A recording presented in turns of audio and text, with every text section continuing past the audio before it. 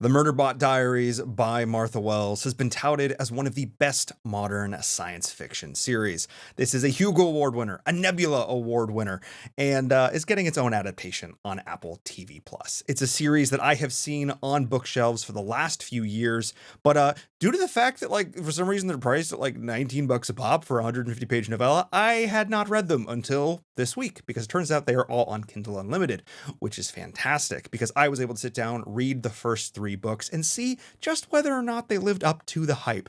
Now, this is a series that sort of totes a couple of different lines. Some people call it cozy sci-fi, which I don't think is too far off the mark by any means, but more than anything, people just compliment the crap out of Martha Wells's prose, the way the characters work together, and the main POV, especially the titular Murderbot.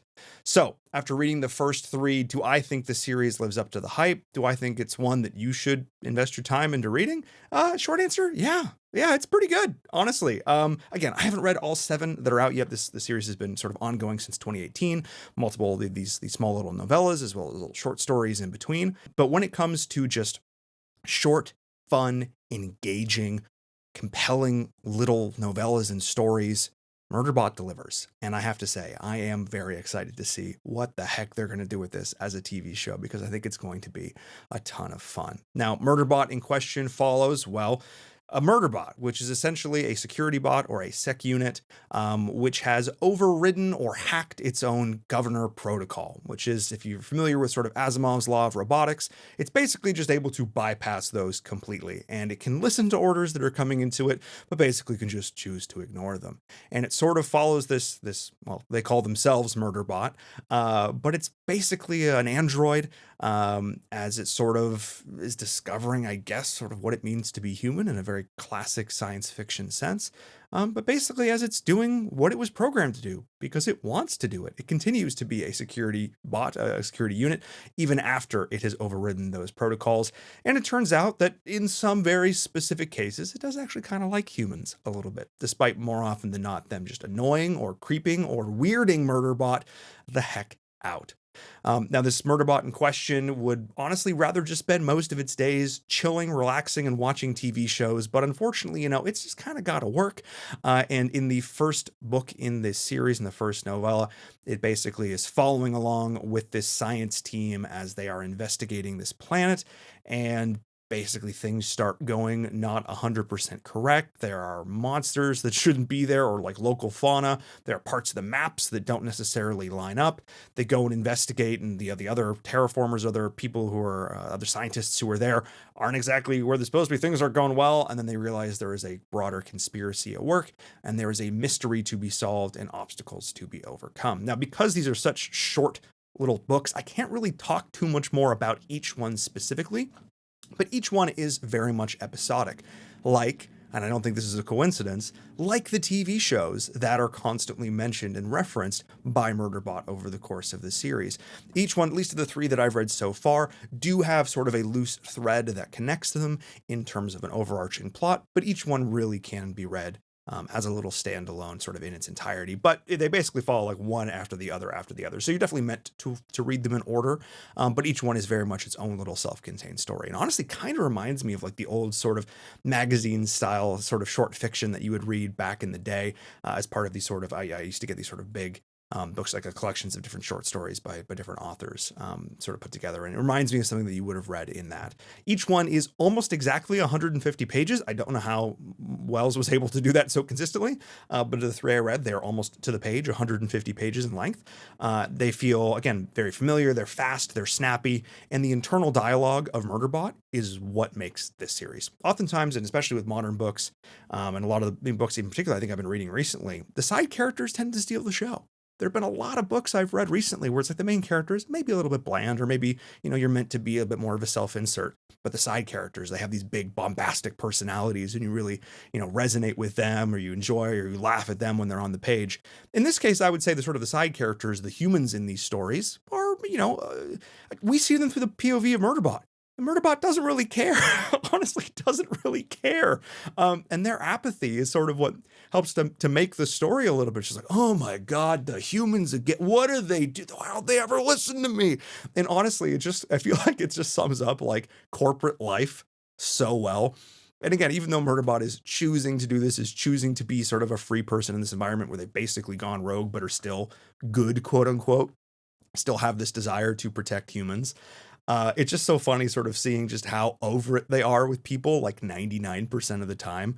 And there are a bunch of sort of fun characters. One in particular in the second story that's introduced this sort of this bot ship, this sort of a bigger AI mind that they're interacting with, and it's really funny to sort of see them like how they deal with a mind that's potentially even more complex than their own. And it's like, I hate that you're right. And there's the banter and the back and forth between the two is really great. I do think there are some small things that I think they're going to need to address when they make this into a TV show. First and foremost, the term hacking is used in the most egregious sense, like you'd ever like, I don't know, like it's Cyberpunk 2077. It's just like, just move the squares. Any problem that could potentially need to be overcome by Murderbot, 90% of the time, they're just going to hack their way through the problem. And is hacking ever really explained? No, not really. It's just, and I hacked the thing. I hacked the cameras. I hacked the security. I hacked the ship. It's like, great. Okay. And do I want in-depth, for the record? No, I do not want in-depth, nuanced discussion of the ones and zeros flying by on the screen.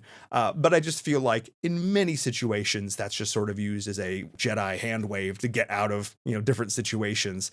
And I don't know if maybe this changes as the series goes on, but at least in these first 3 books, it's used very liberally to just sort of do whatever the plot needs and requires.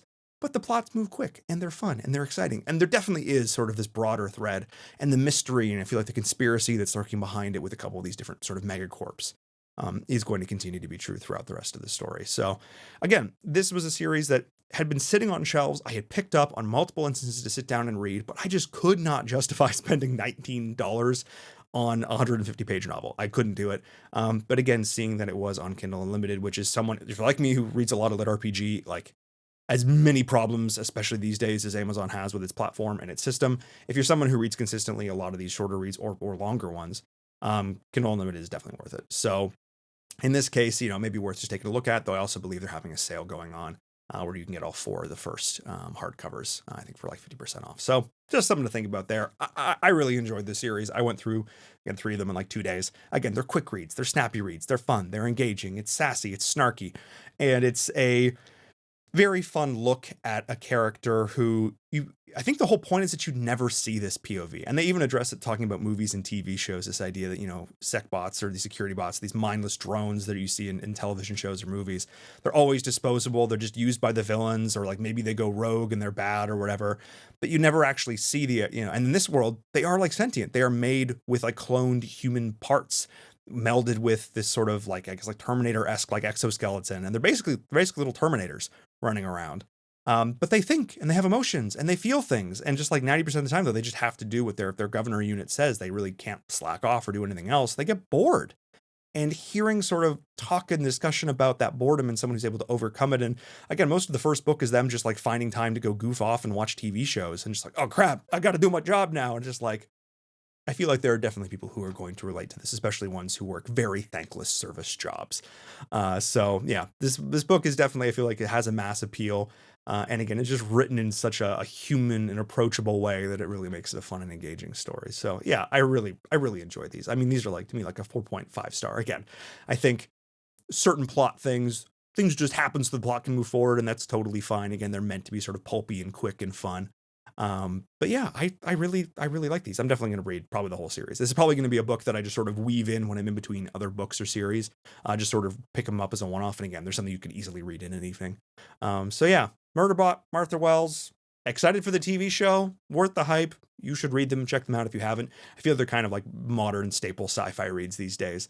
Are they cozy per se? Yeah, I guess so. They're pretty light. I mean, there are some stakes for sure. But the characters and the way they interact, the interactions are often pretty wholesome. So I think that's sort of where that moniker comes from. Yeah, overall, really enjoyed them. Ones I'll keep reading. That's it. Quick review. Easy peasy. Thank you all so much for watching. If you like this content, if you want to see more stuff from like this, more sci-fi, a lot more sci-fi coming down the pipe, actually, be sure to like and subscribe, and I will see you all next time. Cheers.